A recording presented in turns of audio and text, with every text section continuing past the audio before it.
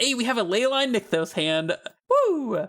That's what we like to see. Our opponent has no clue what's about to happen. I will keep this one. Bam! Hello and welcome, guys. Today, I've got a spicy one for you. This is a list that's been making a little bit of the rounds in the Amulet community, and it's because it's got some very obvious differences from a typical Amulet list. First of all, you'll see no copies of Aftermath Analyst in this list, and instead, we're making use of the cards Leyline of the Guild Pact and Dryad of the Elysian Grove. Leyline, of course, being a 4-mana enchantment that you can begin with it on the battlefield if it's in your opening hand. It makes each non-land permanent you control all colors, but most importantly, says that lands you control are every basic land type in addition to their other types. In other words, the same line of text on Dryad, giving all of your lands every basic land type, that enables Valakut the Molten Pinnacle, which is dealing damage whenever you have enough mountains. And so, of course, having both Dryad and Leyline of the Guild Pact will enable your Valakut game plan very well, but also Leyline of the Guild Pact, though it may not necessarily look like it, it actually has 4 green mana symbols in the cost of Leyline, and putting it into play for free means that, of course, you can use Nykthos Shrine the Nyx to tap 2 mana and tap Nykthos to make an amount of mana equal to the devotion to your color of choice, in this case, green. So by tapping 2 mana and Nykthos, you're going to add 4 green to your mana pool, or more if you have like a Grazer in play or a Dryad when you activate Nykthos. So that's kind of the starting point for the deck list. Now, you'll notice that in order to make room for cards like Nykthos and Valakut, something had to be cut, and the card that may not necessarily obviously be missing is Urza's Saga. The problem is that Urza's Saga can oftentimes be a liability. The fact that it's usually cut against like enchantment removal, for example, Wear and Tear. There's a lot of white and red decks that are playing Wear and Tear right now, or other green cards like Force of Vigor, which we're playing in the sideboard, Nature's Claim, that sort of thing. There's just a lot of ways to interact with Urza's Saga, and even the blue decks that don't play those types of cards, they still have Consigned Memory, which is able to counter Saga's final chapter trigger and prevent you from getting your amulet from it anyways. So, in sacrificing Urza's Saga, you maybe have fewer double amulet draws. In fact, we're playing 0 copies of the Mycosynth Gardens. However, we're hopefully making up for that by the fact that we have Leyline plus Nykthos to generate mana, and the fact that Leyline and Dryad give our Titan a much more powerful thing to be doing, even when we only have 1 amulet in play, and that is triggering Valakut the Molten Pinnacle and killing your opponent with damage. There's one other kind of sly thing that playing Leyline of the Guild Pact allows you to do, as well as some concessions in the mana base, and you'll notice that we're splashing white in the sideboard, and this is for very powerful hate cards, such as Rest in Peace against our opponent's graveyard decks, High Noon against Storm, primarily, possibly other things, Elesh Norn to turn off into the battlefield abilities. This will be really good against most Blink decks, anything playing Quantum Riddler or like Goryo's Vengeance to bring back Atraxa, things like that. Having an Elesh Norn in play completely shuts that down, shuts off things like Solitude and Subtlety as well, for whatever that's worth. And in fact, Elesh Norn is a powerful card to be playing. It's also a powerful card to be searching for, which is why you do see 1 copy of Formidable Speaker in the deck list, allowing you to discard a card and search for a creature card. In this case, probably Elesh Norn, I think, is the main reason for the inclusion of this card. But it also allows you to untap other permanents. So like, for example, you can tap 1 and use it to untap Nykthos and activate it again, and turn your 1 Nykthos into a double Nykthos activation, and that seems like it could be quite powerful. And then finally, Prismatic Ending is sort of a catch-all to any, cheap costing permanent. I presume this is against, like, I guess, Boros and Prowess. I'm not exactly sure where all Prismatic Ending will come in, but I'm sure it'll become obvious when we actually play the matches. Other than that, we have some relatively standard Amulet stuff. We are playing Green Sun Zenith and Dryad Arbor to enable our turn 2 Splunking or Dryad. And of course, we are playing 4 copies of Splunking as well as 4 copies of Amulet, because without having Urza's Saga, you're very reliant on having either a Splunking or an Amulet to get your untap effect. So I think that in this list especially, it makes sense to be playing all 4 Splunkings and even only trimming to play 3 Dryads. And then we're playing 3 Force of Vigor because it's a good card. Endurance is an interesting one to see in the sideboard of this list. I'm not exactly sure why we've chosen to include Endurance over other options, given that we do have things like Rest in Peace for our graveyard opponents. Maybe it's possible that against control decks, we're going to want to cut Leylines. I don't know. Maybe this is just to have an extra threat to bring in. I feel like Leyline enabling Valakut could be quite good against control, so I don't really know exactly what the Endurances are for and like the matchup specifically. Like, obviously I know that we can disrupt our opponent's graveyard with them, and that's fine. And in fact, we might end up drawing dead Leylines to pitch to Endurance, and that would be great. But otherwise, I'm not really sure why this is the choice over something like Surgical Extraction or like Vexing Bauble or, I don't know, a variety of other things I can think of that would be interesting to include. And also of note, we're not playing any 3-mana sweepers in the sideboard, such as Fire Spout, which I think could be problematic. I feel like this deck maybe could be a little bit soft to Boros, unless you have specifically Leyline of the Guild Pact in play, and you're able to set up Valakut, and they don't have Wear and Tear to kill the Leyline. If you try to rely on Dryad to set that up, then they're oftentimes going to have a rule spell for your Dryad, or just sacrifice a couple creatures to Galvanic Bombardment to kill your Dryad. So, I don't know, I feel like this list could potentially have a worse time against Boros, especially considering that the Scapeshift into Analyst sort of shenanigans plan is very good against Boros, and just putting a Cultivator Colossus, which of note we are not playing, into play, tends to beat them fairly easily. So, I'm a little worried about this deck's Boros matchup, but I guess we'll find out how it plays. And even before I play the deck, I have ideas on potentially ways to adapt it. For example, you could be playing Leyline of the Guild Pact and Scapeshift instead of Dryad and Formidable Speaker, and you could be cutting the White Splash, because it's not necessary, probably, and maxing out on Castle Garenbriggs, playing Sunken Citadels, things like that. I have ideas on where I would potentially want to take this deck, but before making any changes, I figured that it makes sense to just go ahead and give it the old college try. So I guess without further ado, let's just jump straight into the matches. All right, it looks like we're in here on the play, which is fantastic. We'll say yes to that. We have a hand with Nykthos, but no enabler for it. We get to play turn 1 Amulet, and then turn 2 Green Sun's out like something. Let's see, Amulet, Grazer in. So Bounce Land, Grazer, Bounce Land, Zenith for Dryad, perhaps? Our Nykthos is just being a 1-mana land here, but that's probably okay. Notably, Zenith does not synergize well with Castle Garenbrig. So weird hand, I don't know exactly where it's going. We could try to mulligan into a hand that has Leyline, and this hand is kind of borderline. If this was like a Titan or a Summoner's Pact, then maybe I'd be more inclined to keep this, especially with the Castle Garenbrig, but I kind of feel like we could safely mulligan. I don't really know. It feels kind of crazy to throw this hand back, to be honest, but let's see, if we go double Grazer into Dryad, then our Nykthos will just be making tapping 2 and itself to make 3 mana, which is essentially the same thing as just tapping all 3 lands. Very weird. I mean, I feel like if I saw this hand minus like an Arboreal Grazer on 6, that I'd probably end up keeping it as well. So, like, I guess we'll try it. It's a very weird one. Very strange hand, I might say. Our opponent mulligans to 6. I don't know, let me know in the comments, would you keep this hand, or would you try to high roll the Leyline of the Guild Pact hand? I guess there's a non-zero chance that we could just cast a Leyline if we draw it. We will lead on Nykthos Amulet. I'm sure our opponent is, very familiar with this start. Won't be surprised at all, I'm sure. See what they're on. Soporific Springs. I think that's the Sink into Stupor on the other side. Another Garenbrig is not horrible, I guess. So we can go Grazer into Grazer. I don't know if we want to use this Green Suns to set up a Dryad or not.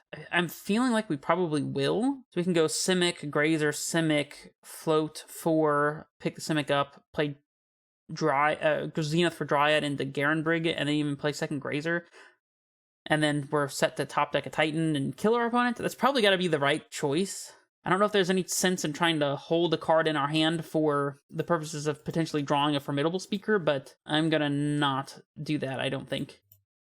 Leaving the Nykthos in play here, because we are actually going to want access to this bounce land, I feel like, with this hand. We will be able to put the rest of our hand into play here, though. So here's our Dryad. We'll go Garenbrig, Grazer, Garenbrig. And now we can Titan next turn, regardless of if our opponent kills our Dryad. So we need to draw a Titan, a Pact. See, we have 3, 4, 5, 6, 7. Even a Zenith off the top would do it at this point, presuming we keep our Dryad in play. So now our Nykthos is tapping for 3 green, but at the cost of tapping 2 Garenbrigs, so it's essentially just tap 3, make 3, so it doesn't do anything. Urza's Saga is not one I expected from our opponent here. Okay, so they're on Affinity, I suppose. I was kind of thinking like Mono Blue Belcher at first when our opponent played this, but I guess not. They're holding up a Metallic Rebuke as well. Splunking ain't bad. I think I'm going to play around Rebuke by playing out some lands first. No reason to get got by Rebuke if we don't have to. And if we draw a land, then we can just put it into play with Splunking anyways, so it's not a big deal. All right, here's our Splunking with 3 up for Metallic Rebuke. They don't choose to rebuke it. That's probably wise. Lush Portico. Okay, well, at least this lets us Surveil. We'll have it enter untapped. All right, Titan.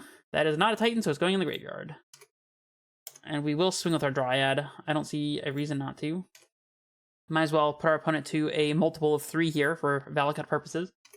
Strangely enough, that can be important. And now we can Simic pick up Portico and replay Portico to surveil again. Opponent plays another Soporific Springs. All right, let's get our blue mana down, I suppose. Just have it enter untapped at this point because it saves us time. And then we'll play Portico, have it enter untapped, and we'll go looking for Titan again. That is not a Titan, so it's going in the grave.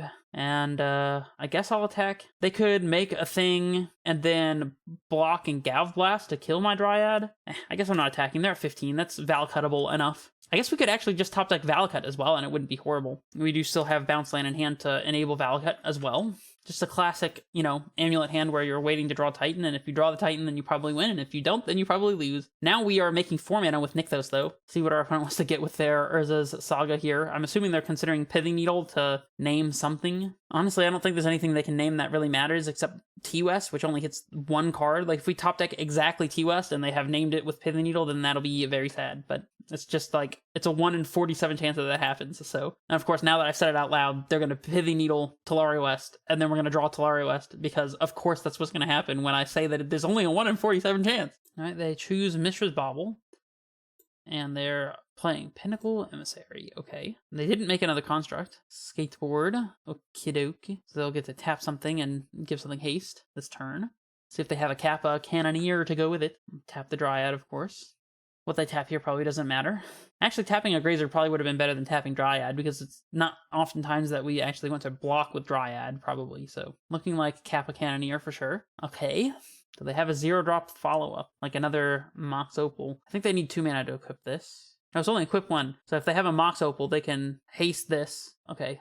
Alright, well, anyways, let's take our chump here. And top deck Titan right now. Primeval Titan wins the game. Primeval Titan, no whammies, no whammies. Oh, that is not a good one. I guess we're not technically dead, because we can still chump this and take some damage from that, but that's not a wonderful draw. Luckily for us, we can tap basically any lands to play this Leyline, so we might as well play it. And I am going to go ahead and drain the Sanctuary from our hand here. Pick up this Portico. That is a strange looking Arboreal Grazer. What the heck? Alright, we'll play this. And see the Titan that's on top right before we die during our opponent's turn. Otawara ain't gonna do it. Dang, man, we're just really bad at drawing Titan today, I guess. I'm not swinging into their 5/5, so I don't know if this thing can block, actually, but looks like it can. Of course, the unblockable giant artifact creature is still able to block for some reason. Like, usually if it's unblockable, it also can't block, but Engineered Explosives on 0. Okie doke. I think we have enough mana to pay for if our opponent happens to have a Metallic Rebuke. Not to mention the fact that we have 5, 6, 7 for Nykthos right now. So they do have a weapons manufacturing to make some munitions. Right now they only have 1 though, so they can't kill Dryad. And even if they killed Dryad, it actually wouldn't matter. We're probably supposed to block with Dryad here, actually, but... Oh, it's flying. We probably are... Hold on, cancel. We probably are actually supposed to send the Dryad into the bus here, just so we can keep our Grazer around 1 extra turn and save an extra point of damage, in case they have something to fly a thing as well. I don't think losing the Dryad makes much of a difference here. We have to top deck Titan, and everything work with it. So here's our last chance to top deck Titan for all of the marbles. Can we? Oh, Formidable Speaker does not quite do it, because we have to discard a card in order to search. I guess it does still chump block, so let's just play it, I guess. Well, actually, maybe we should keep this in hand, so whatever we top deck next turn turns into a Titan. We can block this. I guess if they have a way to remove our Grazer, then we end up dying, but I think we're more likely to top deck some random card next turn and use Formidable Speaker to filter it into a Titan than we are to play Speaker and like double block and then just top deck Titan next turn. So we're just gonna try to take the most winning line here, if possible. I have double munitions to kill Grazers. I think we are just dead. If they see the line, they can EE to pop, kill the munitions, kill the Grazer with the munitions, and then attack with everything, and we die. So I guess for that reason, maybe I was supposed to play the Speaker. I don't know. Tough spot. Looks like they didn't see the line, though. I guess that also kills their construct and drones, so maybe it's not lethal anyways, but we'll make this block. We are at exactly 1. Oh, and now we die the munitions, so, well, they didn't pop it before, but I have a feeling they're about to now. Yeah, there we go. Bing. Okay. Would we have drawn the Titan? Let's see. So no. If we were able to survive that turn, then keeping the Speaker in hand would have been the right choice, but we're not getting there. We had like 3 or 4 draws we needed to hit a Titan, and we didn't. But now we get Force of Vigor and Besage Use. I guess Elishnorn prevents their Kappa from being unblockable, might as well have it. And then Rest in Peace is good against Mr. Bobble Loops and Emery. I actually don't hate High Noon either in this matchup, perhaps? I don't know if this is a High Noon matchup or not. It seems like it might be a High Noon matchup. Let's see. Now, how do we sideboard with this monstrosity? I guess Dryad Arbor dies to munitions pretty hard, and Green Sun Zenith is like our worst threat here. Leyline seems good, but Dryad doesn't seem great. They can always just rebuke the Dryad. It does give us extra land draw, so I don't think I actually want Dryad in this matchup, probably. It's also bad against Galvanic Blast. Grazer's interesting. They don't really block against Kappa well. We can probably trim a couple Grazers. We still need them. We still need enough ways to play Spelunking on turn 2, but I think 2 Grazers is probably okay. Speaker will be good since we are bringing in Elish Norn. Summoner's Pact is not fantastic against their counter magic, but we kind of need the threat density, and Summoner's Pact is an actual Titan for Garandrig purposes. I don't think I ever want to trim Leyline against them. Could probably trim land since we're bringing in Besejus. Fetches are good. Honestly, I don't know what else to cut. I could be tempted to cut the Green Sun Zeniths, but especially without Dryads to get, I don't think that the Zeniths do much. I think we're trimming Zeniths and Dryads in this matchup. Beyond the play. We've got a double Amulet and a Force of Vigor hand, so we're definitely going to keep that one. It's worth noting that this list does not play Mirror Pool, so if we play Titan on double Amulet, I don't exactly know what we're doing with it. This list is not really built around having 2 Amulets in play. They mulligan to 5, by the way. Alright, we'll go Amulet and go. See if they have a Force, which I wouldn't expect them to have. I don't think Affinity plays Force of Negation, but they could. Soporific Springs once again, huh? The second Valakut is definitely a draw that we could have. And I guess might as well play Temple Garden out. That way we can top deck and play a white spell, or just play Valakut, make double mana, and or we could just play Titan, and they don't have a Rebuke up, so now is definitely the time. I have no clue what it's doing. It's probably just getting to attack and then set up Tolaria West, I suppose. I'm gonna keep this Growth Chamber in hand as well. Titan. Would you like to respond, opponent? I bet they are consigning my Titan trigger. They are not. Okay, well, I do want to search, that's for sure. Well, I wasn't quite expecting to get this far. We definitely want Hanweir. We already have double Valakut in hand, so I guess we're hasting off of Vestige and leaving everything untapped, and then maybe, like, holding up Force of Vigor or something. I don't even care to hold up Force of Vigor, to be completely honest. Having both Valakuts in hand is probably not the intention when hasting with Titans in this list, but, you know, we do it live. I guess neither was having double Amulets and the plans, but I'm not complaining, so let's just go ahead and haste that bad boy. And then we'll attack with him. Kind of embarrassing that this is all our double Amulet Titan is doing, but I would get Tolaria West and I guess just like a Portico to set the top of our deck. Beseju, probably Tolaria West Beseju, although Beseju's not really doing too much here either. I think I'd rather set the top of my deck with Portico. I guess Otawara would potentially let us bounce our Titan back or something like that, or bounce one of their things. It doesn't really matter a whole lot. I'm gonna go with Portico to try to find the Leyline or something. Should we be just casting Force here? Okay, Spelunking ain't doing much here, so we'll graveyard that. I mean, I suppose we could Force. I guess that will be bad if our opponent has, like, Damping. I mean, even Damping Sphere doesn't, like, do anything to us. I kind of just want to go ahead and force their Saga. Just, you know, Stone Rain them. Here we go. 1 land versus Titan double Amulet, Tolaria West in play. Yeah, that's what I thought. Okay, well, that went exceedingly well for absolutely no reason, and I think I just want to run it back, so... Hey, we have a Leyline Nykthos hand! Woo! That's what we like to see. This hand does stuff. Our opponent has no clue what's about to happen. I will keep this one. Bam! How about the turn 1 Leyline of the Guild Pact? How about that? Free Valakut Enabler. Don't mind if I do Tamio. You got it. So we can go, Grazer and Nykthos. See, the sequencing matters. Hey, we have Valakut too. We go Grazer and Nykthos. Next turn, we play Amulet, bounce, float 3, activate Nykthos for 5, so down to 1, up to 6. So I think if we lead on Grazer here, it allows us to Titan next turn. We can also go turn 1 Nykthos, turn 2 Simic, activate Nykthos, pick it up, have 4 mana floating, play Grazer down to 3, put in Nykthos, use 2 down to 1, and make 5. I think we want to play Nykthos Amulet here, just to slip it in underneath counter magic, because we can still Titan next turn off of Grazer. if our opponent's not careful. They could hold up Rebuke here, I suppose.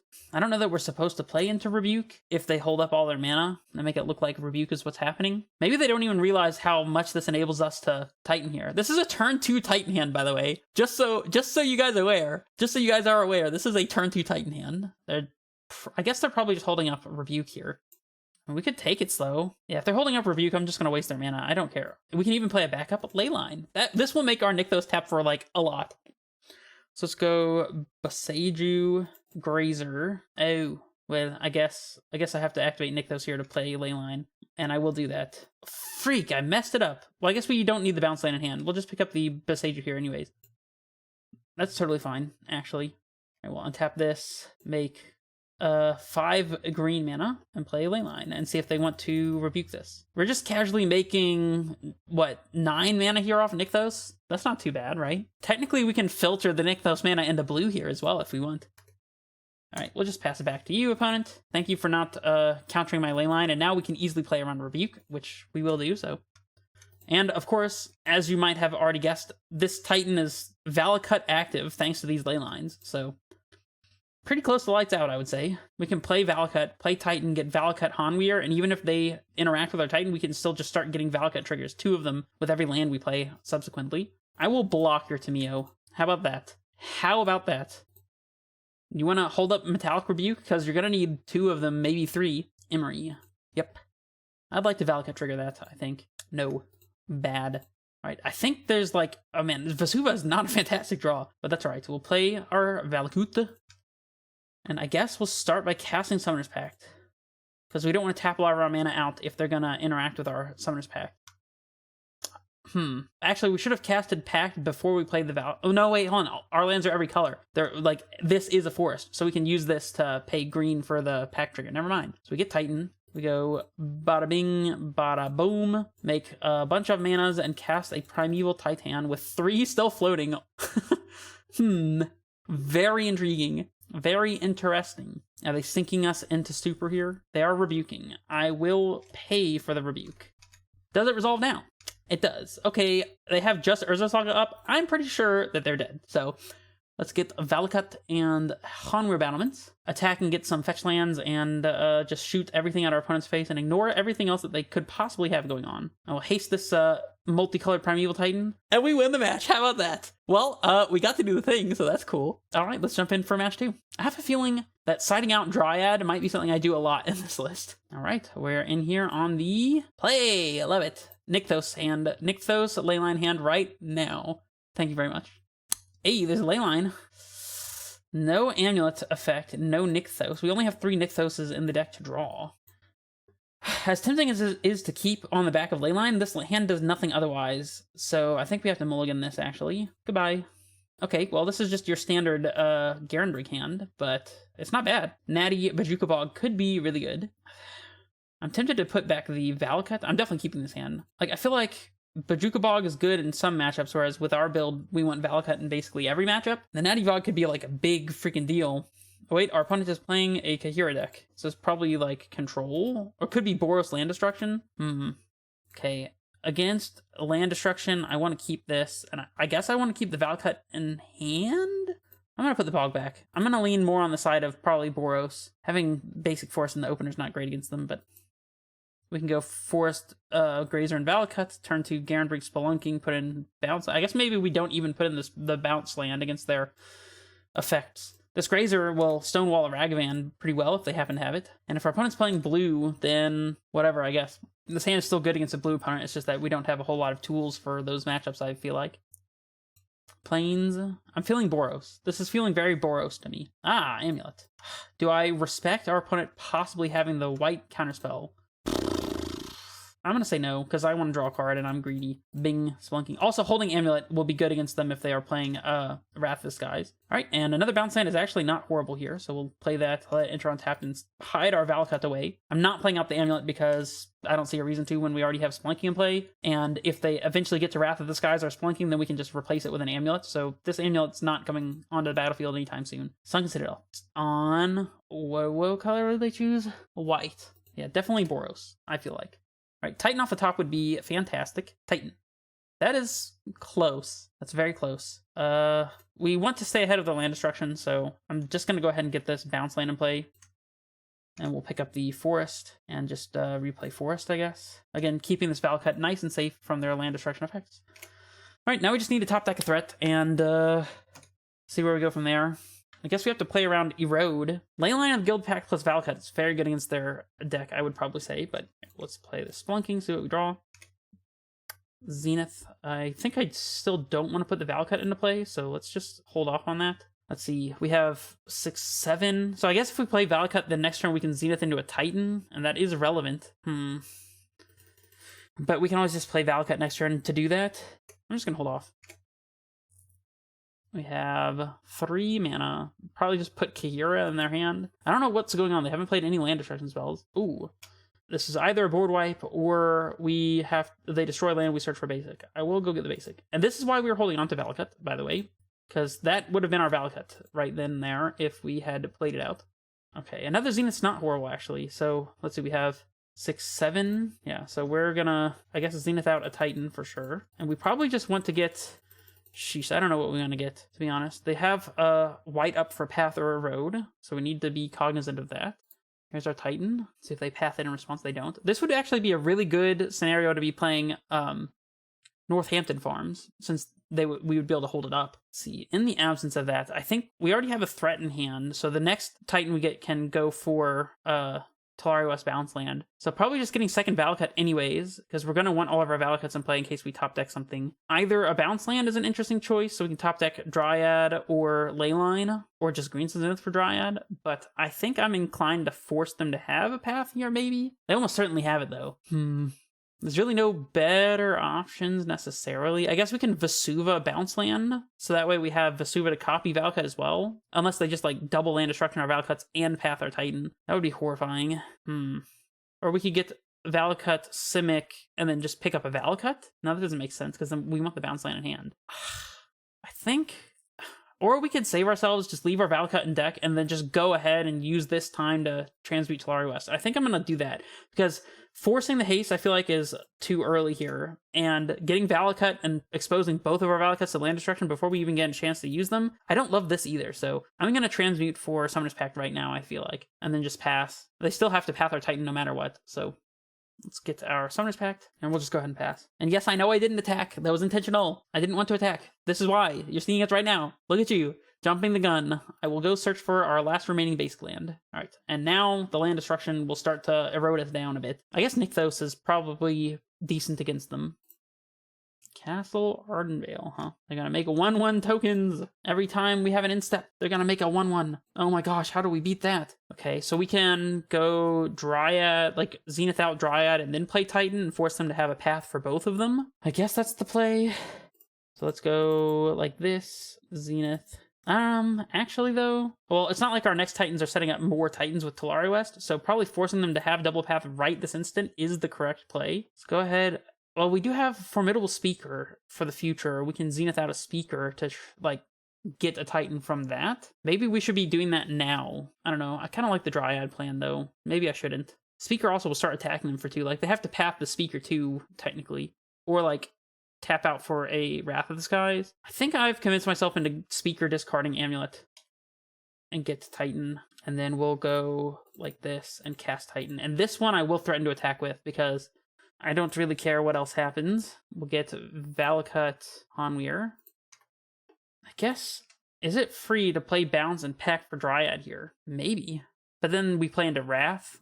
I'm just going to haste. I'm going after the Titan here. They do have the path. Alright, so we'll just not search and pass back to them. Next turn we can Pact out a Dryad to start getting triggers, or Pact for a Titan. Our opponent put 3 forests in the chat. This is to remind themselves how many basics we have for the remainder of the match. In case you thought they were like asking, you know, if 3 forests is all we play. Of course, if they were asking, I would still not tell them. Presumably, I could have another forest in deck and have just chosen to fail to find. I have done that in the past when I felt like it would be more important to have a forest to search for from a path or field effect than just having it in play, you know, ahead of time. Not that it makes too much of a difference.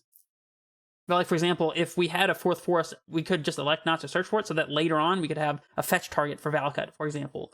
Or like, I don't know, maybe we have a Dryad and a Leyline out, and we play land and they path the Dryad with the intention of killing the Leyline also or something. I don't know. Their main board Rest in Peace does nothing against us. Dryad. Well, that's a nothing. We can use this to untap, I guess, Hanweir. Not that it's doing much for us.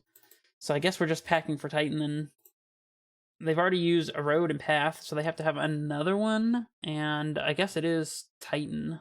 Let's go 1, 2, I suppose. Play that bad boy. And we'll get, I guess, Otawara bounce, so we can return Titan to hand, unless they respond to this, and then we'll have Otawara in hand for the future. Have those enter untapped. Float with the Otawara, I suppose. Oh, and Otawara can actually bounce our Formidable Speaker no matter what, so it's going to be good regardless. Let's haste our Titan and see if they respond to it. Okay, let's let this go and say no, but then let's go ahead and Otawara, I guess. I should have attacked for 2 first, but it's fine. It's not going to make a difference. So let's just go ahead and bounce our Formidable Speaker with the Otawara. Then we can play it and cycle this Garenbrig into a Titan, I suppose, or a Dryad. I don't know which is better. It's starting to feel like they've had enough spot removal that Dryad is going to be the better pick. It guarantees us to get damage through. Titan, however, lets us thin lands from our deck if it does resolve. Is there anything else we want to search with Titan? Maybe like some fetch lands so that any top deck Leyline is like lights out? I guess with bounce land in hand, I'm going to err towards getting Dryad, maybe? No, but Titan will get us a Vesuva to copy Valakut and a fetch land so that they can't just like land destruction our way, our Valakuts. I'm going to get the Titan. Here we go. Okay, they pass back. Let's not lose the game. Zenith for Dryad is perfect here. So let's do that first. And then play Titan, and I think our opponent has run out of spot removal probably by now. So they will lose to one of these 2 things, and I'm not sure which one, but here's the Dryad. We'll go ahead and play this. Have it enter untapped and send some Valakut triggers. I'm just going to ignore this token because I don't care. Upstairs. Do you have another path or a road? Because we've definitely been forcing you to have them. And they know we have a Titan as well, so eventually we'll draw a Nykthos, or not Nykthos, a Leyline, and there's going to be nothing they can do about it. We'll just pick up the Sanctuary here, and then we'll go 1, 2, 3, 4, 5, 6, cast Titan, leaving actual Valakut up, just in case they kill our Dryad and we accidentally had slipped up and forgot to float a red in response. This is idiot-proofing my play here. I will search to this. Just so you know, opponent, I will definitely search. Getting Vesuva copy Valakut and fetch land, and we can even make them both enter untapped, so we can fetch in response to something, so we will use this. Maybe we just get double fetch, actually. I think we can't lose if we get double fetch. I'm gonna get double fetch. Have them both. Oh wait, no wait, we do have 2 things to search for. So they Solitude. Okay, well, let's let this resolve and see what they target, and then fetch in response. They pitched Wrath of the Skies. That did nothing this whole game. All right, so we'll let them sacrifice the Solitude. I don't see a reason to do anything. And now we fetch our 2 non-basic forests. We'll go Temple Garden, have it enter untapped, and Valakut them, and then fetch and get Lush Portico and Valakut them. The games against this deck are always very complicated for like no reason. And we can still haste Titan and attack them with Titan, by the way, here if they have a second removal spell, and they'll still be taking another 6 from fetch into land triggers. So they're pretty solidly dead here. Oh, do they actually? They have Path. All right, well, let's fetch again. Crazy. We could fetch for Dryad Arbor, but I'm going to fetch for a Portico and try to find this Leyline since it's been hiding. Okay, let's see if we can find a Leyline on top. Spelunking. I'll just graveyard it. I don't see a reason.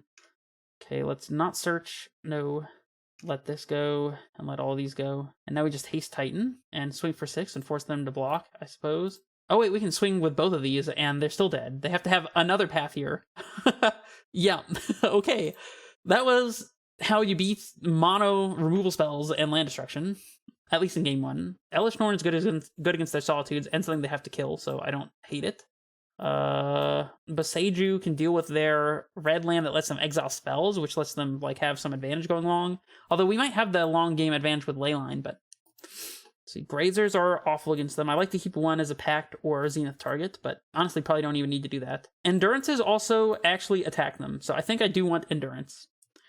You know what, screw it. I don't like you, Grazer. Get out of my face. Dryad Arbor is, like, okay, I guess. Bojuka Bog does absolutely nothing against them, though. High Noon's not good. Although, I guess technically High Noon is a 5 damage, like, spell. Anything that does damage to them and lets us clock them is actually not bad, but I'm just gonna run it this way. Alright. Dang it. This hand is not good. Well, mulligan. This hand is fantastic. We'll keep it. We have Leyline Nykthos, which is wonderful. I guess no, we have double force in this hand, which we definitely want to put one of these back. So we have something to search for. I will put this Leyline into play. See if they have the Wear Tear for it. They don't. Very intriguing. All right, let's just save this Nykthos until we need it. So I guess we start by going Forest, Zenith out, Arbor, past you. See if they have a bolt or something to kill this Arbor. Or they're just going to go Cleansing Wildfire, cycle our Arbor into a real forest. Oh no, they have the discharge. Rude. Actually rude. All right, now we'll Vesuva copy something. Okay, another Nykthos is a card. Maybe we just Vesuva Forest? Is that crazy? I guess if we copy a basic land here, it makes it that anything that would only target non-basic lands cannot target our Vesuva, so we'll do that. Choosing Forest over Plains here because green is good. They can price of freedom it though, so we will search on that one. We will go Nykthos Dryad, probably? Especially since we have a way to pick up the Nykthos, we're definitely doing that. There's no reason to activate Nykthos here, though, I don't think. So we'll just go Dryad, bounce land, pick up Nykthos. And then next turn, I think that we'll have Titan no matter what happens. Gets Forest, pick up Nykthos. Actually, if they kill Nykthos, that's actively good for us, because we have a legendary Nykthos in hand, so it's 4 or 5... We already have Titan mana in play right this very instant, by the way. They have Demo Field, which I'm sure they'll activate on something. Probably Nykthos here. And then we'll just play Nykthos, pack for Titan, slam Titan, and get double Valakut. And then we'll see if they can win when we do that. Path to Exile on a road are really good against creatures, but what happens when we're killing you with Valakut triggers, huh? Okay, or nothing. We're in our draw step. Okay. Let's just let this go. We will not search. We'll play Nykthos, pack for Titan, play Titan, get double Valakut, and then go from there, I guess. Nykthos. Bing. Bing. Actually, before we tap all of our mana, let's just cast Summoner's Pact and see what happens. We will definitely get Titan here, and play Titan. It's all colors, by the way. That's important. Double Valakut is the pick for certain, and we'll send all of these triggers upstairs. Always yes, always yield. Now they have Titan and double Valakut to deal with. Good luck. We actually have lethal next turn, even if they kill our Titan. In fact, if we had a basic land to search for right now, they would be dead to double Valakut. So let's see if they have double Cleansing Wildfire here. 3, 4... Oh, they have Wrath of the Skies to kill the Leyline. Okay. Stupid freaking Galvanic Discharge, huh? All right. Dryad or Leyline off the top kills them. Green Sun Zenith kills them. Summoner's Pact kills them. Actually, no, we have to pay for our pact. So all of that was a lie. Green Suns and Dryad off the top still both kill them. Amulet does not. I will still play the Forest here, and I guess I'll go ahead and play Amulet because I don't really care if they do anything to it or not. Would it be crazy to be trimming Amulets in this matchup? I feel like it would, but 4 mana Legend of Roku, it looks like. They exile these 3 cards. Reprieve, Price of Freedom. They can cast these until their next turn. So another top deck to kill them. That one does not do it, but it does let us kill this Legend of Roku, which I think I'm interested in doing. Maybe. As a mana, let's see. I don't know what the flip card of this does. It's a firebending 4 creature that you can pay 8 mana to make a token. So this is like, I guess, their way that they're gonna kill us. So let's go to their, well, if they go to the upkeep, then they get to, this is at beginning of main phase. So yeah, we'll go to their upkeep and let's say do that. Just so it doesn't end up going crazy. They can price one of our Valakuts, and that'll make it a little hard to kill them, but then we still have a bounce land to go land, and have 1 Valakut trigger each to kill them if we have a Dryad. Let's not search. Even if they kill our other Valakut and we top deck Titan, we can still like haste and attack them. Leyline will do it. So we'll go 1, 2, 3, 4. Now it doesn't kill them this turn necessarily, but it does let us get a Valakut trigger here, so it forces them to find an answer to Valakut. Actually, we can pick up the Valakut here. We can pick up the Valakut to keep it safe from land destruction and force them to have an answer to the Leyline. And then anytime we draw another Leyline, it's immediate lethal. Let's just save the Valakut. Here we go. They can try to get us down to less than 6 lands, I guess. 5 mana to play Solitude. Oh no! This lets them gain 3 life. If we get a chance to play Titan, we can set up fetch lands and then kill them by playing Valakut, and if they respond by killing Leyline, having fetches. Field of Ruin. That does not stop our Valakut here from doing lethal damage, potentially. See what we draw. Dryad. Well, I don't want to play Valakut out in the field just to kill their Solitude, but I will play Dryad to block their Solitude, I suppose. Just keep this Valakut in hand until further notice. Okay, let's not search. This is kind of why I feel like Leyline is actually better than Valakut. It's because it's harder to interact with, whereas Dryad just dies to like everything. If we resolve a Titan and get 2 fetch lands, then we can just kill them. I guess unless they let the first trigger resolve and then feel the Valakut in response, or like in response to a fetch, then we don't have actual lethal, but Price of Freedom. Let's not search. They don't even bother hitting the Nykthos. That's interesting. I guess they've decided we're going to have as much mana as we want. What do we draw? Spelunking. Let's see. Vestige. I mean, I guess we put it into play, just so we can keep ahead of their land destruction if at all possible. Need to make sure we have Titan mana in play. They have to have this Field of Ruin for the rest of the game to actually, like, deal with our Valakut. So, Wear Tear. Okay, they hit our ley line, finally. Well, they only have one card in hand, now two. They found the Monastery. That's one that we would... That's why we brought in the extra Besages, is to kill this specific land, actually. So, they buy Kahira, then they don't play it. Titan. Bounce land is not fantastic, and I don't want to play this Valakut out. I guess we keep the bounce in hand for being able to go land. I kind of feel like we've already lost this game. See what they get from the Quarry here. Unless they're making a token with Ardenvale. Now they do activate Quarry. Found a demo field. I feel like this game is probably over, sadly. The life gain from Solitude being super relevant here, actually. And we find nothing. All right, I'm going to go ahead and scoop this one up because I think we hit our limit. They have 3 cards in hand plus an active Quarry. I don't think that we can realistically beat that. Unless all of their cards are completely blank, but that's unlikely, so. I mean, I don't like any of these other cards against them. I feel like we're set up as best as we can be. We'll just draw better in Game 3, I guess, hopefully. Hey, this is a fantastic hand. Yep, we'll keep it. Get this ley line going. We can go Amulet, bounce, and then if we draw Dryad, potentially we get to... I think we're a little short of that. Still think I want to lead on Nykthos Amulet. We might not be playing out anything with the Nykthos next turn. We might just be playing like Garenbrig. I guess we could go bounce land Endurance, just like hard cast Endurance. That's not horrible. And we can even pick up the Nykthos actually to save it. I think Nykthos is actually more important than our bounce land here. This lets us hard cast Endurance, pick up Nykthos, and then we can go Garenbrig into Nykthos, force them to hold up a field. Even if they hold up a field, they can't stop us from getting all the mana. They have the removal for the ley line. Okay. Well, we don't love that, but there's nothing we can do about it. Nothing Nykthos is not fantastic. Right, well, I guess we just play Castle then. If they, like, Cleansing Wildfire us here, they don't. Sad. I was going to say we would be able to turbo out our Endurance here. So we draw. Vestige. Not horrible, actually. This lets us cast our Endurance. I am going to shuffle this ley line back into our deck, though. That's actually relevant. And we'll go ahead and get this Endurance into play. Shuffle that in. Here we go. They do have to deal with this Endurance. They can't really avoid it. 3 a turn is not a small amount either. Play another field. Okay. It's all good. Right, let's go to combat and swing. And we'll play, I guess, Simic, because we want to keep our Selesnya Sanctuary so that we can play our white sideboard cards. If they field us, it actually enables us to cast Titan here, by the way. Okay, maybe not if they do it that specific way, but at least we get enough green in here to activate Garenbrig potentially. Pick up the Vestige, and we can activate Garenbrig next turn. Oh, also, having Endurance in the deck means we can shuffle dead Valakuts back in as well. I didn't think about that last game. Also lets us reshuffle our Talari West and Summoners packs. Alright, we'll search with Wildfire. Still a turn slow for our Titan, sadly. Splunking may help. I don't know, we'll see. Speaker is not bad. We go Crumbling, or we go Selesnya, pick up Nykthos, play Speaker, cycle Vestige away, I guess? Or do we cycle away our extra Nykthos? I don't know yet. I am going to put the Sanctuary into play, though, I think. And pick up maybe Forest. I think in the long term, Nykthos might be better, but I'll pick up the Nykthos for now. And I guess just put it back into play and play Speaker and cycle this Vestige away. Well, I don't know, because Vestige, if they kill our bounce land, we only have 4 in play. Vestige lets us get to 6. So we're probably supposed to actually pitch the Nykthos and get... I mean, we could get Elesh Norn here. Doubles our Titan trigger next turn. I'm going to get the Elesh. They kind of have to Wrath on 3 this board anyways. We can, of course, cast Elesh using the Crumbling Vestige, by the way.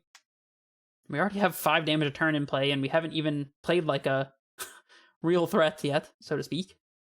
And again, we could... I feel like we want to leave the Forest in deck, perhaps? So we have an extra thing to search for with our fetches, maybe? Nah, I'm just going to go ahead and do the Forest. Forcing them to erode literally just an Endurance. Not too bad. Guess they can double field us. That will still not stop us from casting Elesh Norn, though. Or they single field us for no reason. That's fine, I guess. I mean, if they're going to single field us, I think I'm going to jam Titan, so... And probably immediately transmute. Oh, well, there's a Titan to jam. That's wonderful. Here's a Titan. Do we force them to have the erode here? Because they already cast 1. They only have 5 in hand. It's like not the craziest thing in the world. I'll see what else I can get here. And TOS bounce is never a bad choice in this matchup. Odawara is also interesting. Like TOS Odawara. I don't love that though. Let's go TOS bounce. I'm not going to make the same mistake I made last time. And we'll go get our last remaining Summoners Pact and swing with our Formidable Speaker. Kind of have the slowest clock in the world right now against them, but it's all right. They have to path to exile the Titan. Okay, yep, that's why we didn't haste. Okay, we got more Titans where that's came from, but I guess we need to not yield in case they have some reason why we would need to cast Summoner's Pact, but they're going to demo field our Growth Chamber, which we are not going to respond to. Let all that happen. Land off the top, lets us Titan. See what we draw. Castle's a great one. We'll play that. And activate it, I suppose, and cast... Well, hold on, wait. No reason to tap all of our mana if our opponent could, like, have silence or something. Just cast Pact first. Get Titan. Oh, wait. I'm just tapping like a maniac. There we go. Leave the Nykthos up, because now it will be tapping for 4 mana on its own. I guess we can play a second Titan here, potentially. Go, like, Vestige to activate Nyx, that's 4 mana, and bounce land, cast second Titan. Can't haste both, though, so it's probably okay to just go, like, Valakut Hanweir and threaten the haste. I don't love doing that against an active field, though. Let's see, we can set up Boseiju to kill the land, potentially, if we need to, but I don't care for that much either.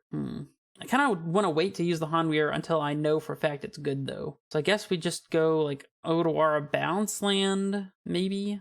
Selesnya? Or double Selesnya lets us cast Elesh Norn guaranteedly unless they, like, path, like, field this, path, like, field our Selesnya, path the Titan, and then untap and have another destruction effect for our white land. That could be sad, but... but then we'd have the Vestige. Actually, so only one bounce land guarantees we get to cast Elesh Norn. And then probably...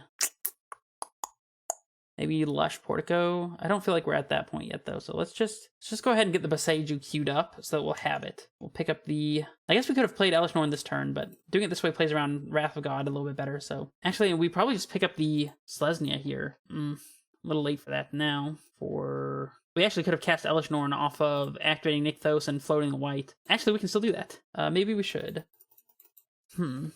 We leave one floating, activate, make 5. We could actually cast second Titan here, and then maybe even activate Formidable Speaker afterwards to play Elesh Norn.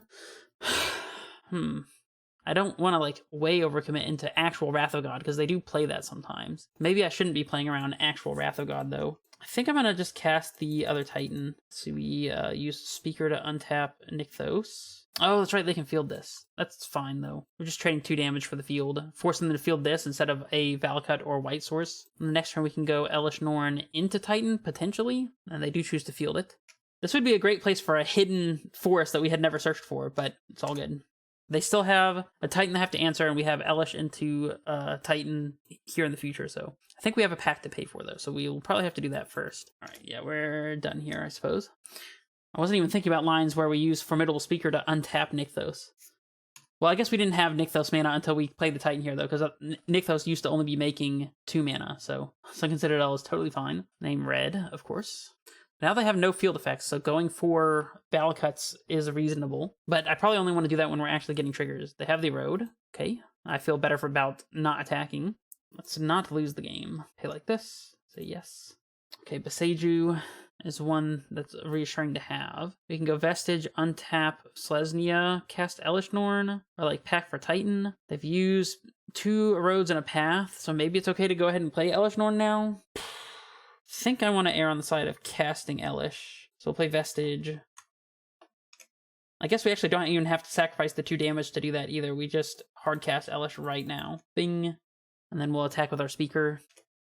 They can Path or Erode our Elesh if they want to, and then next turn we get to pack for Titan. They do have another Erode. Okay, well, they have to be running out of these things, right? They've used 3 Erodes, 1 Path. I think I've usually seen 7 total, so they have 3 left in the entire 44 cards they have. 5 mana. Assuming this is Wrath for 3, or a lot, actually, it looks like. For 4, okay. Alright, an Untapper is a great draw. They have to have Solitude specifically and exile a white card. That's a 2-for-1, it's good for us. Hey, an Untapper is exactly what we draw, that's perfect. Right, and that gives us exactly enough to also cast Titan afterwards with Garenbrig, so we love that. We'll put the fetch in play, I don't see why not. Well, again, don't let me get too far ahead of myself. Cast the Summoner's Pact first. Get Titan. We will cast and haste off of a Valakut, and then we'll see what we're doing after that. So we get Valakut and Hanweir, and if they want to Solitude this, I am A-okay with it. I mean, I'm not okay with it. I would prefer that they don't, but they do Solitude, pitching Wrath of Skies. Okay, now it's down to top decks, I suppose. That being said, we'll still have 1 Valakut left in deck for shenanigans. There's probably many ways I could have played this game differently, but they have the wildfire for something. I don't even know what... I guess they have to hit Valakut here, but... Legend of Roku, huh? See what the 3 cards they exile are. Okay, they get several of these land destruction effects. That's really bad for us, actually, but they can only hit one of them right now. So if they hit Hanweir, we can top deck Valakut Enabler, I suppose. Not that it does too much, but I don't know. We'll see what we draw. I guess we do have white cards. I don't think we brought them in, though. I think I'm okay tapping this Selesnya and Crumbling and Basic Forest. See what we draw. Another Boseiju, huh? Well, we have to kill this Legend of Roku, and we'll pass. And we have a Boseiju for Kori as well, so they can't get ahead on cards from this point. Demo Field also. Dang, I guess our Valakut was never surviving. Just going to yield through the turn here.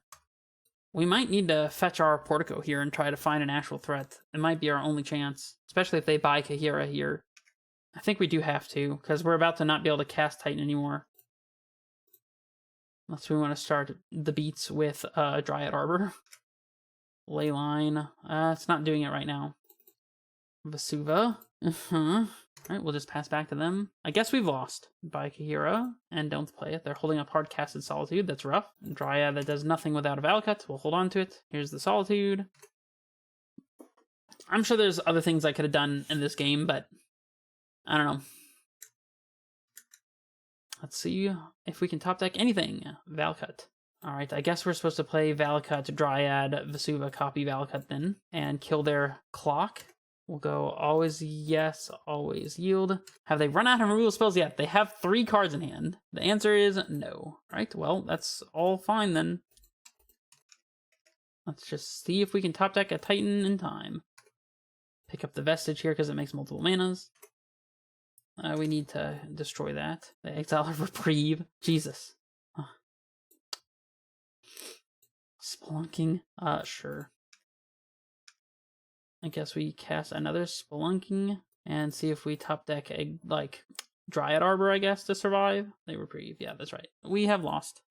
Unfortunate. I feel like this matchup shouldn't be as hard as it is.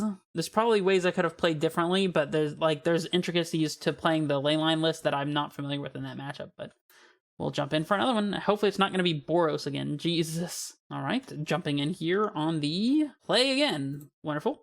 We have a Dryad to try to speed things up a little bit. We get to play the turn 1 leyline. We don't have an untapper. Garenbrig and any land unlocks this hand.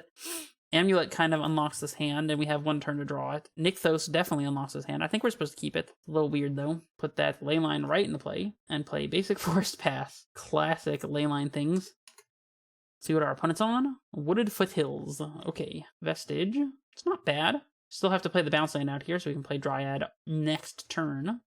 Alright. Oh no, is this Ruby Storm? It is! That's really not good. This hand's kind of awful against Ruby Storm, so...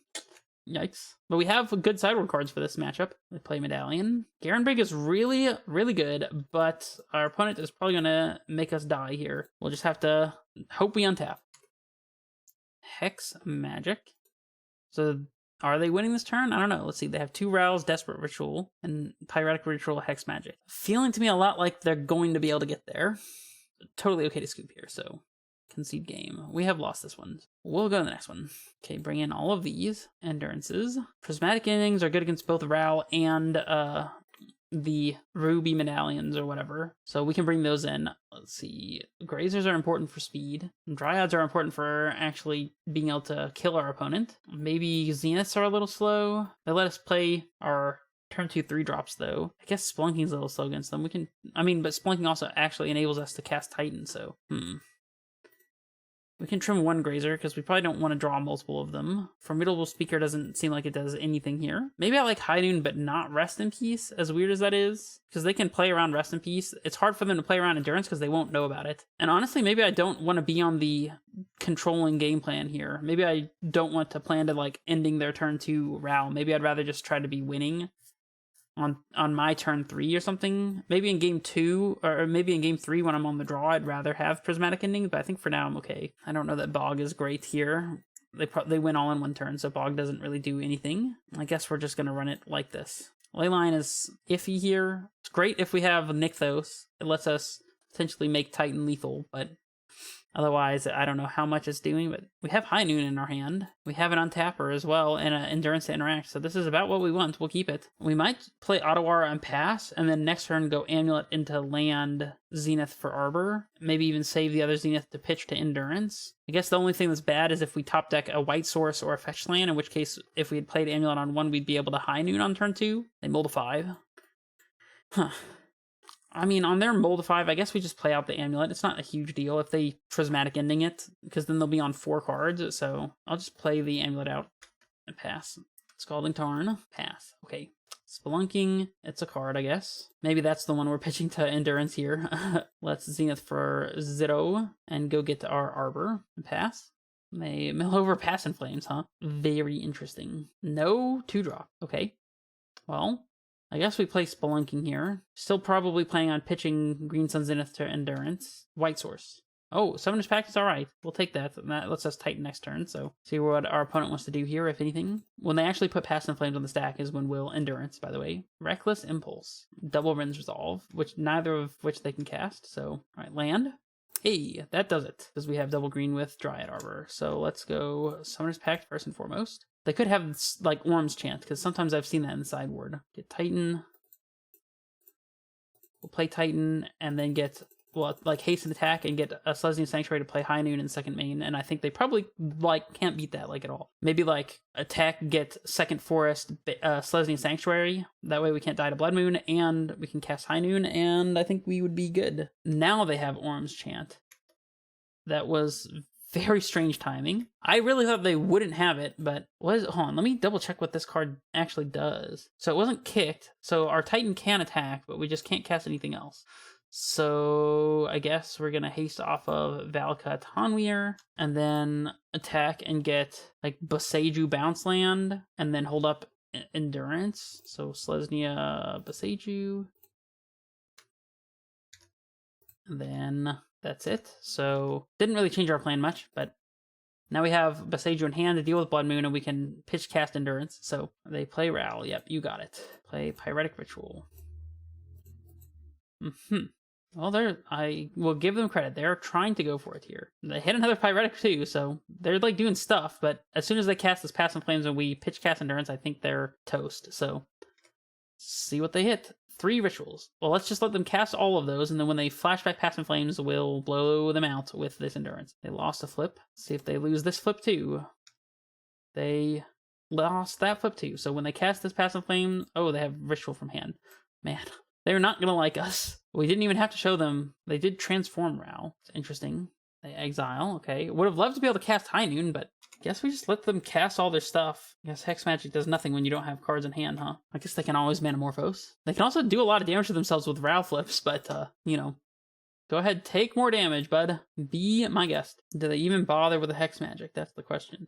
They don't bother. Oh, they flipped Ral. I mean, we still have to do this, but they have another Ral ready to go. Hopefully we're hitting enough things in their graveyard that this is, like, good. They won't have another Pass in Flames, presumably. These all go on the bottom of their deck, notably, with Endurance, so they hit some wishes. I don't know what that means. Can they wish for, like, double Blood Moon here? Now I feel like I can't yield either, which is annoying. Guess they could wish for Pass in Flames. Another Orm's Chant. Huh. Oh, man. Alright, well, we're dead, I guess. Their poorly timed Orm's Chant still won them the game anyways. Annoying, but I guess it happens.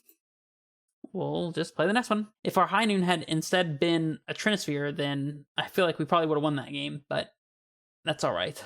Well, we have a Leyline hand, which is making our Garen Drake enter untapped on turn 1 to play Grazer, which is hilarious. We are 1 mana away from Titan mana. We have a Zenith in the interim. I guess we keep this. I will put this Leyline into play. Finally on the draw now. Urza's Saga, Amulet. So we're playing a pseudo mirror. It's less of a mirror than our opponent probably think. Wait, this is not. Dang it. I guess I didn't. For some reason, I thought this would be entering untapped. Is this other weird? Because it enters as a forest. I don't know. That's strange. I don't know if this Castle Garenberg should be entering untapped or not. I guess it checks whether you have a forest or not before it's actually on the battlefield. Huh. And I also drew a Vestige, so I could have played Grazer, but that's alright. I think we're probably dead next turn also. Our opponent has revealed a bounce land that they'll probably take. Yep. yeah, we're probably toast here. Amulet does things. I don't know how much I want to show our opponent of what we're doing, so I guess we just go Grazer and bog away their TOS, which is actually hilariously annoying. Take that, stupid Aftermath Analyst. Goodbye, TOS. And we'll put green, I guess, for this. I actually think we do have to play Amulet, so we can go bounce, Grazer bounce. That's 3, 4, 5, 6. One short of Zenith for Titan, I suppose, but I still think we're like very fully dead here, but triple Amulet. Okay. The one thing I've noticed about the list that I've tried to play with Castle Garenbrig is this dissynergy between Zenith and Castle Garenbrig. I am fully of the opinion that you should be playing 4 Summoners packs before you max out on Green Sun Zenith in any list that's playing Garenbrig. For this reason. I know that Pact is otherwise a weaker card, but especially in all these lists that are playing no sagas like our opponent is, we're just going to have 1 Amulet in play or 1 Spelunking in play at a time. Getting up to 7 mana with Zenith is just not that easy. Our opponent's going to make a bunch of Titans here. Even if we top deck Titan, let's see. If we top deck Titan specifically, we can cast it and haste off of Valakut and something like that. But our opponent's going to make 3 Titans and attack with all of them and hold up Beseiju, so I think there's just no way that we can win here. So I suppose they could have had Hanweir in hand or something, but even then they can... No, they didn't have T-West. So if our opponent had Hanweir in hand, then I'll just take the concession. I just don't care. I would rather play Magic. So let's bring in Forces and Elishnorn. They probably have a lot of trouble beating Elishnorn, I would say. Beseiju's for sure. Endurance is probably okay-ish. Guess we want Endurance against their Analyst lines, so they have to play around it. Prismatic Ending hits Amulet, and that's about it. Which can be annoying, don't get me wrong, but they have Spelunkings and Sagas as well. So I think I'm going to lead away from that. So, Trim Grazers, Dryad's good, Leyline is good. Zenith is, like, not fantastic. It's pretty slow. Trim Zenith and Arbor as well, I think. I guess we'll just cut Zenith entirely here. I don't know. Speaker for Elishnorn is a real thing in this matchup, I suppose. I guess that lets us, like, go Zenith into Speaker, and then the turn after follow-up with Elishnorn. That's a little slow against Amulet, though. Bog is not that super relevant, though. I think I'd rather have some Grazers for speed, and, I don't know. I guess we just call it there. I mean, I don't know that I love cutting Zenith in this matchup, but I think we'd rather have our sideboard cards than Zenith. Maybe not Endurance, but maybe it's just a 1 of Endurance to Pact for, but we only have 2 Pacts, so I don't know. Well, we have an Untapper. We have a Leyline. I guess if we top deck Zenith, it's good. Not Zenith. If we top deck Nykthos, it's good. If we top deck Bounce Land, it's good. So we're gonna keep it, I guess. Put the Leyline into play. And I will go ahead and shock in the Temple Garden to play Amulet rather than play the Beseiju, because if there's any chance we can keep this Beseiju in hand to interact, we're gonna try to take that. And they also have Amulet. Hey, Nykthos is not a bad one. So let's play Nykthos, I guess, and pass. Next turn we can play land, activate Nykthos for 4, play like Spelunking into something, or possibly Dryad into Bounce Land Spelunking, I don't know. See if our opponent has 2nd Amulet and goes a wild here. Vestige. Okay, I'm presuming they're going to play like a Spelunking or something, or Malevolent Rumble. Looks like Rumble. They Beseiju or a Leyline. Okay, we'll get the Portico. Endurance will mill. That was an interesting play from our opponent. Ooh, and Bounce Land's fantastic. We cannot get to Titan just yet, though. Maybe if we Spelunking first and see what we see. Okay, that's not doing it, but that's alright. We get to just, like, cast Dryad and Spelunking here and hold up Beseiju, or just use Beseiju immediately. I'm not sure which, but play Dryad, play this. We're probably ahead enough that just blowing up their Amulet will most likely get us there, so I'm just going to go ahead and do that. And then plan to cast Titan next turn. Nykthos is now tapping for 3 mana. Broken. Spelunking. They could still have Vestige, Bounce Land, or double Bounce Land here, and, like, I guess, Scapeshift into Threat. It still does not win the game necessarily, though, if they do that. There's pretty much nothing they can do here that really scares me after playing Spelunking, so, yeah, Zenith for Arbor does not scare me at all, so I think we got this one. Pick up the Portico, I guess. 3, 4, 5. I guess we're going to haste off of Valakut anyways. So we can just play Forest. Is there any reason to have an extra mana? I don't think so. Here's Titan. We'll get Valakut Hanweir. Unless our opponent's conceding, which they are. Cool.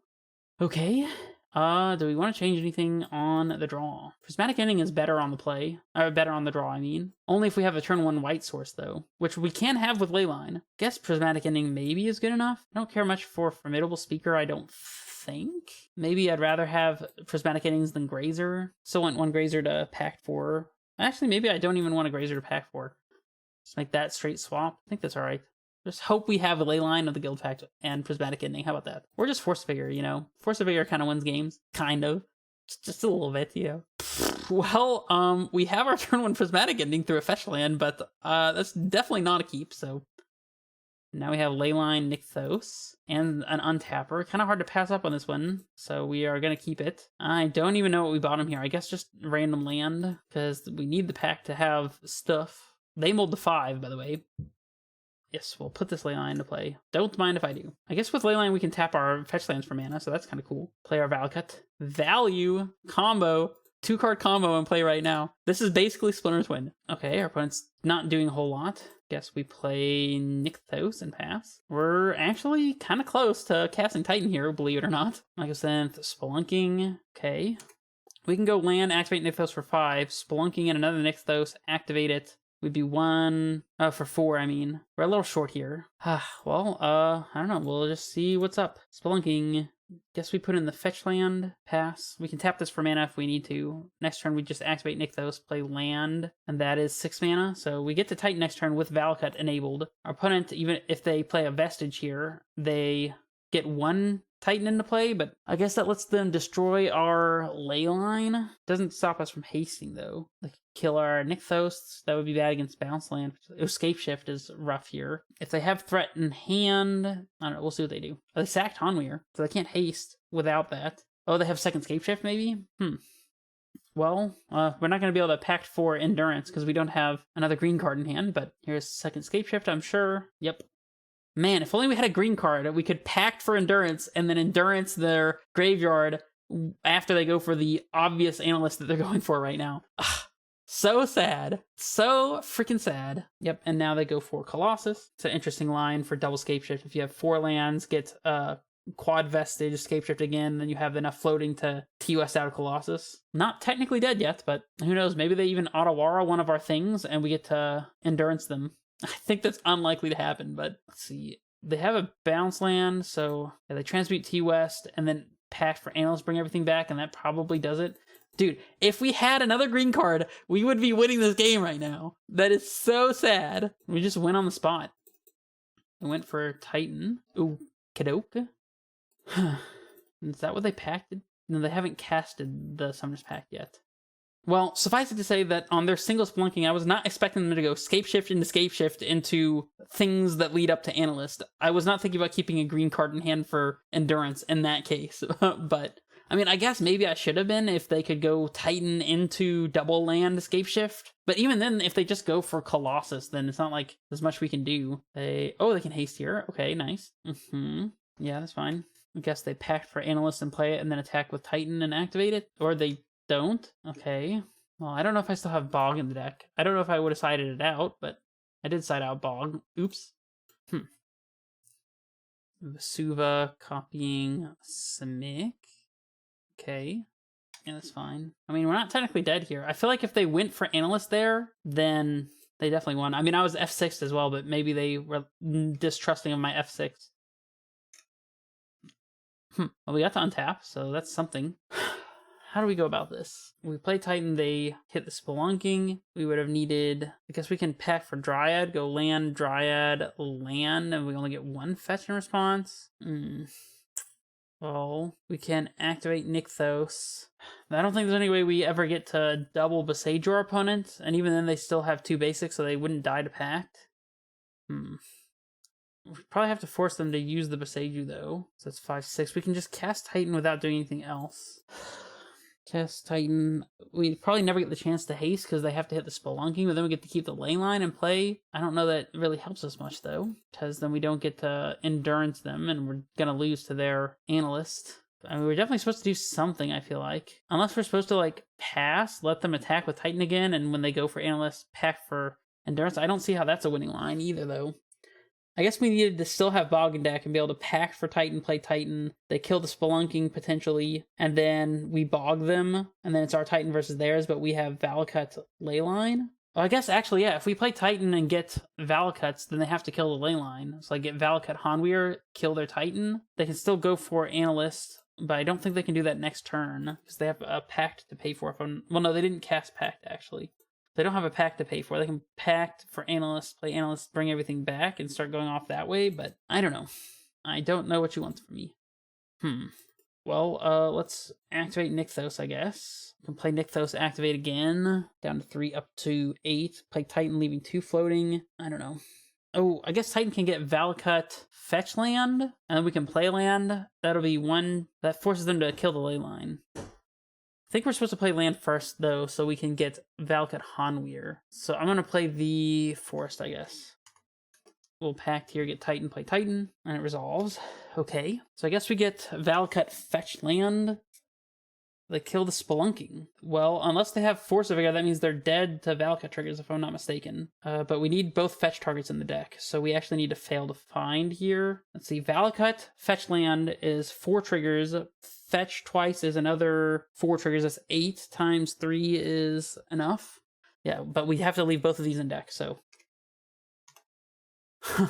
Odd game. So Valakut, let's see, I don't know if Vesuva does it, but let's just get fetch land. Wait, no, the fetch land's not going to be untapped though. So Valakut, Vesuva copy Valakut, that's 3 times 2 is 6, 7, 8, 9 with the Verdant Catacombs, 9 triggers in total. Yeah, so it's Valakut Vesuva then. And then we send all these triggers upstairs and just hope they don't have Force of Vigor, I guess. Always yes. Hey, we won the match! I did not think we were going to win that. Our opponent needed to go for the analyst loop, I guess. I don't know. Huh. Alright, well, let's play the last one, I guess. That was crazy. Alright, we're in here for the last match. Weird hand. Our opponent says, good luck, have fun. I'll say, you too. Huh. Well, we get to play turn 3 Spelunking and a turn 4 Titan, but it's on the draw. Are we doing much better than this on the draw on a mulligan? I guess if we find, like, specifically Nykthos Leyline, maybe? Or, like, turn 1 Amulet with a bounce land? I think we can mulligan once. Okay. This hand is missing some pieces, but it's good. We keep this. I think we bottomed the Speaker. It's either the Speaker or the Pact, and I'm not sure which. Guess the Pact. Disrespecting the possibility of drawing bounce land and being on the Pact for Grazer, I suppose, but... Verdant Catacombs, and what else? Hedge Maze. Preordain. Okay. Zenith. Well, I mean, we can go turn 1 Zenith for Arbor, or we can go turn 1 Hanweir Amulet, turn 2 Speaker to search for Dryad, I guess. Or turn 2 Zenith for Arbor, turn 4, I don't know. I feel like I'm playing Amulet here. Alright, so they're fetching. Just clarifying a little bit about why I have the DB in my name. It is a Daybreak account from Wizards of the Coast. And Malevolent Rumble. Blue-Green Rumble. Thassa's Oracle. Thundertrap Trainer. Snowlands. Huh. Second Amulet is quite good. So we go Amulet, Vestige, Speaker, or Amulet, Portico, Zenith for Arbor. I guess Amulet, Portico, Zenith for Arbor lets us play turn 3 Titan with double Amulet and Speaker in hand. And also lets us mill over one of our super important cards that we don't want milled over. Like this one, Nykthos. Nah, okay, we're gonna graveyard that one. I don't want that one. Alright, let's Zenith for Arbor, and then next turn we get to cast Titan. Depending on what our opponent's doing, I don't know, they could have counter magic. Beats me. Here we go. Thassa's Oracle is the one that's really confusing me. It makes me think this is some sort of combo deck that... I think there's like a 4-mana enchantment that lets you like free cast creatures from hand or something using energy. I don't know, something like that. Thundertrap Trainer, okay. Oh, I didn't even note what they actually took from the Rumble. I don't care. It is Primal Prayers. Okay. Well, sorry, Primal Prayers opponent, but we have Titan, and we can set up Boseiju for the Primal Prayers, so we're probably just good to go here. We do have Vesuva to copy Hanweir, so there's no problems there. Let's see, we'll make green and cast Titan. It's not a whole lot that we can do with this Titan, per se, but at the very least, we haste it. Oh, that's right. I was like, where's the Hanweir? It's a Vesuva that we need here, actually. I feel like not playing a Mirror Pool is just wrong in this list, but I don't know, I guess it's not that super often you have double Amulet. Or our opponent can concede, that's fine too, I guess. Primal Prayers with blue, I'm anticipating they might have Consign the Memory. That's the only thing I can think of that really makes a difference. I assume that High Noon has got to be pretty good against Primal Prayers, because they are comboing, right? Hold on, let me look this up, because I don't actually know how Primal Prayers works. Maybe Elish Norn, like, hoses Primal Prayers. I do definitely want the Forces and Besage, though. So Primal Prayers itself, when it enters the battlefield, gives energy, and you can cast creature spells with mana value 3 or less by paying an energy rather than paying their costs. And that means that they're going to have something that lets them make energy whenever it enters the battlefield. I presume Elesh Norn is going to be good against this. Let's see. Grazer is not that super important, but it is a pitch to Force of Vigor, which is super important. I don't know. We can trim a couple Grazers, though. Zenith is not fantastic against them. Although, Zenithing out Formidable Speaker and then being able to play Elesh Norn pretty much turns their deck off. Maybe this is another trimming Dryad scenario. I keep consistently finding Dryad to actually be the worst card in this list. Maybe Otawara is not great against them. Although, no, I feel like anytime we're setting up a channel land, it's almost always going to be Beseiju, right? And we can submit this. I'm also going to look up a deck list real quick. Well, the only deck list I'm seeing for Modern is a Naya deck, red, white, and green. I'm going to assume it's not that.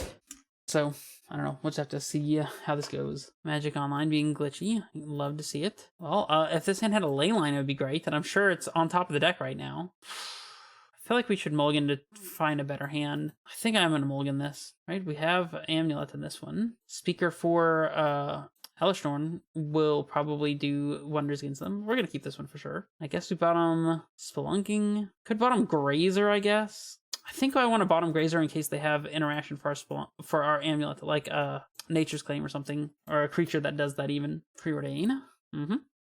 Alright, and we get to play turn 1 Amulet. That's even better. Bing.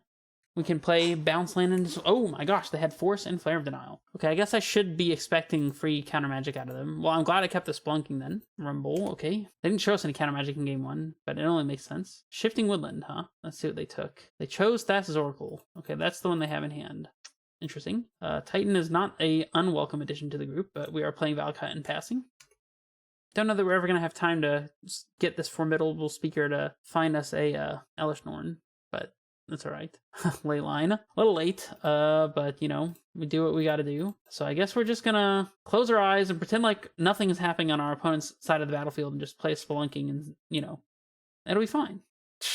Are you kidding me? It'll be fine. And I guess we Zenith out the Grazer that we put on the bottom, or just Dryad Arbor is probably better, so we can just play Garen Ring next turn and have more mana. See if we're dead. They just cast the Thassa's Oracle just like that, okay. I don't actually know how the deck works. I just know it has something to do with casting creatures for free and winning the game with Thassa's Oracle. We're passing the turn. That's fine too. I will not block with my Dryad Arbor. They're probably not passing the turn. They're probably just getting their swing for... Well, never mind. They are passing... We just draw the Elesh Norn? Okay. Well, we'll play our castle. Like, I feel like they have to have counter magic if they're just going to be passing like that. Let's try slamming the Titan. I guess we leave up Valakut in case it, like, I don't know, actually works. So here's Titan. Yeah, I was like, this is not going to resolve, so yeah, there's a hard-casted Flare. Okay, now we pass. Maybe we just slam Elesh Norn next turn and hope that it's good enough.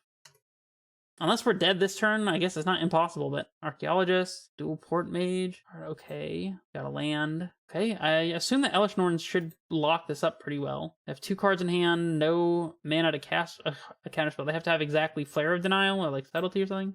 Yeah, Beseiju definitely seals this up. I don't see them beating Elesh Norn, if I'm being honest. I will get a Lush Portico here to try to find Untapper for next turn, but don't want that. Elesh Norn?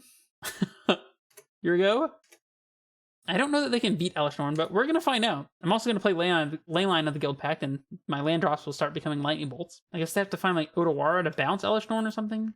The third Leyline of the Guild Pact. I get it. Okay, I do get it, deck. Let's play a Formidable Speaker, I guess, and cycle one of these Leylines into... Oh, that's right, we get to discard 2! I'll discard a Leyline and get a Titan, and a Leyline and get a Titan. Nice. And then we'll play a Guild Pact here. I don't know how they, like, code the mana for Leyline of the Guild Pact, but... See, they can Shifting Woodland to copy something, I guess? I don't see anything that I need to be worried about, so I'm just gonna attack. See, Dual Port Mage is a 1/3. That's fine. I'll swing 4. They block with Thassa's Oracle. Interesting. And they make a copy of Dual Port Mage and mimic it, I guess? So they can draw an extra card. Yeah, that's fine, I guess. They are dead next turn to Primeval Titan, getting like a ton of lands thanks to doubling of Elish Norn and us getting like a ton of Valakut triggers. So they have to win this turn through Elish Norn. I just don't really see that happening, but yep, and we get to untap. Okay, oh, Valakut actually might already be lethal on its own, so I'm just gonna play the Valakut and see how many. Yeah, that's already 12 damage right now. Yeah, that's not bad. Okay, they have Force. That does complicate things. Well, then, I guess I'm glad I played this Valakut first. So, let's leave the... Well, we don't have another land to play. Oh, but we can untap something with Formidable Speaker, so we can get Hanweir and untap it. So let's do this. I feel like we should actually instead be holding up Boseiju here, though, and not attacking. Although we can get Crumbling Vestige as well, I guess. Like, we activate, play Titan, get... Hanweir or something else, like Hanweir Boseiju, untap the Hanweir, attack with Titan, get Bounce Land, Crumbling Vestige, and I think there's like no way we lose there. And we also get extra Titan triggers here, so there's that too. So let's get Hanweir and Boseiju, and then let's untap our Hanweir with our Lush Portico. Not with our Lush, what am I saying? My brain is scattered right now. Alright, and then I guess we search again and get Bounce Land and Odoar. Our opponent says, well, GG. It might very well be. We don't have Odoar. I don't know why. I guess I cited it out. I don't even know what I want at this point. I don't think it matters much. We'll get Bounce and I guess just Fetch Land. We'll pick up the Boseiju and we win the match. Okay, I do have numerous thoughts about this list. Multi-numerous. And let's just get into it. The very first one that I have to point out. I'm sorry, but this card, Dryad of the Elysian Grove, I have loved this card in the past. It used to be one of my favorite aspects of the Titan deck, and it's just not that good anymore. Dryad is slow compared to what the format does. It doesn't give us any redundancy in making sure that we have amulet effects like Spelunking. It dies to removal. It gives us an extra land drop, but like recent lists are going even fewer on bounce lands than we did in the past, and so like the extra land drop from Dryad is not always even really like coming up. And in this list, it's like we're getting a lot of our mana from Leyline Nykthos, so getting extra land drops from one of our 3 Dryads is just not a big thing. Like, we did do it once or twice in the league, but the truth is that I just don't think that Dryad is where you want to be. I think that at maximum, you want to play a Dryad as a packed target. Secondly, if we're playing Castle Garenbrig, Green Sun Zenith is not more important than Summoner's Pact. Several times within this league, we saw that we would have a Garenbrig that we could activate, or we're coming close to activating, but our Green Sun Zenith was doing nothing other than fetching us a Grazer or a Dryad Arbor or something like that. And I think it's a very, very easy to just play more Summoner's Pacts. The card is a little embarrassing sometimes, but it's not a bad card. It still does exactly what it's supposed to do. And most of the times when you cast a Summoner's Pact, you're just winning the game outright. I think that the Formidable Speaker into Elish Norn thing is kind of cute. I don't know how often you're going to want to be like using Zenith for a Formidable Speaker for 4 mana and then casting Elish Norn for 5 mana afterwards. That's 9 total for this effect. It's a very strong effect, and maybe it's good in the matchups where it's good. At most, I would say playing the Formidable Speaker in the sideboard so that you can Pact or Green Zenith for Elish Norn is where you'd want to be with that, but in the main board, I just don't think that Formidable Speaker is worth the slot at all. But my advice actually would be to cut them, and furthermore to cut the white cards, because the constraints that you add to your mana base, such as playing a Temple Garden and a Lush Portico, the Portico itself not being an untapped green source for turn 1, is very strong. It forces you to play less than 4 forests, which when Boros is a deck, I think is just a strong mistake. It forces you to lean on Selesnya Sanctuary over the Simic, which I don't love. In fact, I'd rather cut the Sanctuaries, play 4 Simics, and then like 2 Gruul Turfs or something like that. Having natural Simics is important to being able to use Otawara and T-West. I'd like to get a couple of other bounce lands in here. They could be, Selesnyas, they could be anything. I'm going to go with Gruul Turf, and I actually think that splashing red in the sideboard makes way more sense than splashing white, because you already played 2 Valakuts that have to be red. So I think that that's an easy swap. I also think that both Garenbrig and Nykthos work very well with Sunken Citadel, and I would like to see 2 or 3 copies of Sunken Citadel on this list, so of course I'm going to add it. Bojuka Bog is not a main board card. There we go. I think at least 2, maybe 3 Sunken Citadels is warranted here. And I would like to see a 3rd Garen Rig as well, actually. Let's see what else. 2 fetch lands is probably necessary in a white splash list, but when you're only playing 1 color, you can probably just go down to a single fetch land and it's okay. Fetch lands are good with Leyline, obviously, like Leyline Valakut stuff, but other than that, I think that we're good. I guess technically Nykthos should be in this stack because they make extra manas. So maybe it's like this. And then as for 2 additional cards... Oh, actually, and if we're only playing 2 Green Zenith, we don't need the Dryad Arbor either. So with your additional slots, I suppose you can either play more like tech lands, could play another Vestige. I think Vestige is good enough to play another one, but I'm actually thinking that if you were to move completely off of the Dryad plan and go to a Scapeshift oriented plan, that could help a lot too. I think it's possible this is a good Malevolent Rumble list. Rumble letting you find Leylines, Titans, Nykthoses, Garen Briggs, all things that you want to be searching for. It potentially milling over your Valakuts is not great, but I don't think Rumble is bad. And then for sideboard considerations, I definitely think that Trinisphere is a must. I still think Boros would be a problem, so I would play Fire Spout. I guess for now I'm just going to round out the sideboard with a Dismember for Magus matchups primarily, but also Felia decks. I feel like Dismember could slow them down enough to start getting Valakut triggers online. I like this. Oh, and actually, given that we're a 1 amulet list, I think either a Nantuko to turn Titans into infinite. I guess that's hard to do without playing the Mycos of the Gardens. Or perhaps, I think that a Northampton Farms makes sense here. Northampton Farm, no S. I actually don't hate a Northampton Farm. If you're not familiar with this card, it lets you tap 1 and tap the Northampton Farm to exile a creature you own, and then tap 2 and sacrifice the farm to return the exiled creature to the battlefield, and if you have any extras exiled as well, you can actually put those in your hand. So if you have a Spelunking in play, then Titan Trigger Resolving gets you an untapped land in Northampton Farm, which will always enter untapped with Spelunking. There's no Amulet triggers to worry about, and then it automatically covers you for removal, like to prevent your opponent from removing your Titan. With Amulet in play, Northampton's actually a little bit worse, unless you have double Amulet, in which case you can exile something with Northampton, untap it, and then immediately blink it back. So it gives you double Titan triggers with double Amulet, which is kind of nice, because this list is kind of lacking on doing things with double Amulet, only because we just don't really get double Amulet that super commonly. But it's nice to have Northampton Farm as a way to utilize double Amulet and also as a protection spell for your Titan, since almost always we're only going to have 1 untapper in play. So I feel like something like that makes sense. I would even maybe just play 61 cards in this list to fit it in. I think this is probably what I would recommend, like, moving forward. If I was to play the shell, like, in this context, the way that it is with no, like, Scapeshift, for example. But I'm also going to draft up a Scapeshift list real quick. Okay, and here's the 61 that I would play with Scapeshift. And in the other one, I'll switch it 4 Gruul Turfs and 2 Simic Growth Chambers. I think leaning on Gruul Turf is better with Fire Spout and sideboard, obviously. And the changes between this one and that one are no Rumbles, Colossus, and like no Greens and Zenith in this list.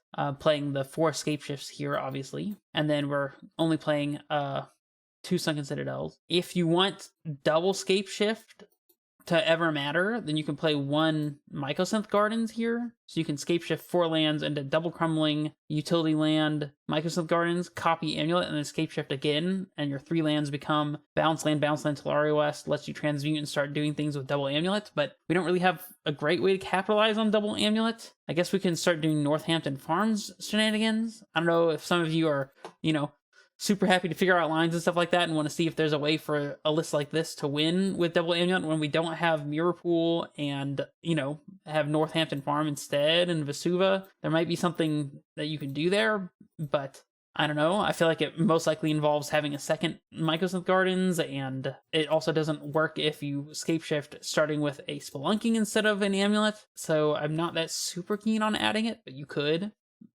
I do feel like this is going to be an interesting place to look in terms of continuing with this archetype. I think that playing Leylines as our Valakut enabler and way to enable Nykthos mana while still playing Scapeshift could be very good. Like, if you don't have a Nykthos in your opener, but then you do have a Leyline and you cast a Scapeshift, say on turn 3, you can get Nykthos, Sunken Citadel, and something else, and that Nykthos is already tapping for at least 4 mana. It's like Nykthos, Sunken Citadel, like Crumbling Vestige on 3 lands is enough to cast Titan. On 4, I don't even know what else you can do. But like Scapeshift would let you set up, Valakuts with your ley lines, potentially just like get, triple bounce land, any land, and then cast a Cultivator Colossus, and then like chain a bunch of stuff together, maybe put a ley line into play and do some stuff that way. I think this is an interesting direction to go. It might be pulling in too many different directions, but I do think that not playing Scapeshift in the modern like iterations of Amulet is not a good idea. It's also possible that fitting one Analyst in here could be interesting too, but I don't know. We're missing a lot of the cards that makes Analyst kind of tick, like Echoing Deeps and Mirror Pool. Specifically, they let you like loop multiple Colossuses and things like that. We don't play Woodlands either, so making Analysts work in this list would probably be very difficult in terms of like finding the slots. But I do think that the Leyline, Nykthos, Valakut package does have some merit to it, so I'm interested to see where it goes. Let me know where you guys end up and what you guys thought about the list, and I guess that's all I have for you. This is Red Face Menace, signing off.